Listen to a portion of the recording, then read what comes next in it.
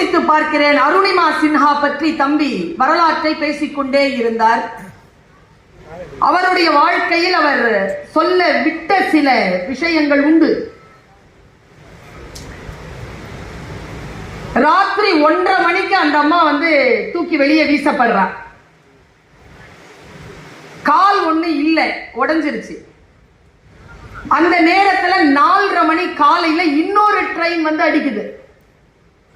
முதுகு தண்டம் போயிடுச்சு. சாயந்தரம் 5:30 மணி வரைக்கும் அவ அங்கேயே கிடக்கிறா. பரேலியில இருக்கக்கூடிய ஹாஸ்பிட்டல் இருந்து அவளுக்கு முதல் உதவி வருவதற்கு 13 மணி நேரம் ஆயிருக்கு. நாய்களை கல்லெடுத்து அடிச்சு அடிச்சு நாய்களிடம் இருந்து தன்னை காப்பாற்றியபடி உட்கார்ந்து இருந்திருக்கா. ஹாஸ்பிட்டலுக்கு தூக்கிட்டு போனதுக்கு பிறகு அங்க ஆபரேஷன் பண்ண டாக்டர் சொல்றார், உடனே ஆபரேஷன் பண்ணணும், ஒரு கால ஆபரேஷன் பண்ணா ஒரு காலை காப்பாத்திரலாம், ஆனா அனிஸ்தீசியா இல்லைங்கிறாங்க. அதான் பாயிண்ட். பெண் இல்லையானா? அவள் பாலியல் துன்புறுத்தலுக்கு உட்பட்டதற்கு பிறகுதான் வெளியில் வீசப்படுகிறார். வாலிபால் பிளேயர் கை கால் போயிடுச்சு, முதுகு தண்டு உடைஞ்சிருச்சு, ஒரு காலை எடுத்துருவேங்கிறாங்க, அனிஸ்தீசியா இல்லைங்கிறாங்க. அந்த பொண்ணு சொன்ன வார்த்தை என்ன தெரியுமா?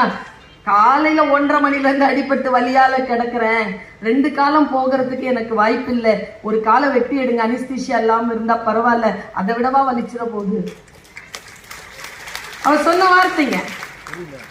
ஒரு கால் அறுபட்டு கிடக்கிறாள், காலையில 10 மணிக்கு வருது அனிஸ்தீசியா, 3 நாள் மயக்கத்தில் இருக்கிறாள்.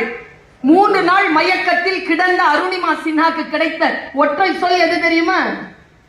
அவ மலையேறத்துக்கு இருக்கிற ஒற்றை சொல் அவங்க மாமா சொன்ன சொல் என்ன? ஜாலியா இரு, பரவாயில்ல, என்ன போச்சு, இப்போ ஒரு கால் தானே, மலையேறணும்னு சொன்ன, மலையேறலாமா? அழுறா அந்த வார்த்தையை கேட்டு. என்னமாமா கிண்டல் பண்றியா? எனக்கு ஹிந்தி தெரியுங்கிறதுனால அந்த பேட்டியை முழுக்க கேட்டேன். அவ பேசுறான், ஏமாமா கிண்டல் பண்றியா?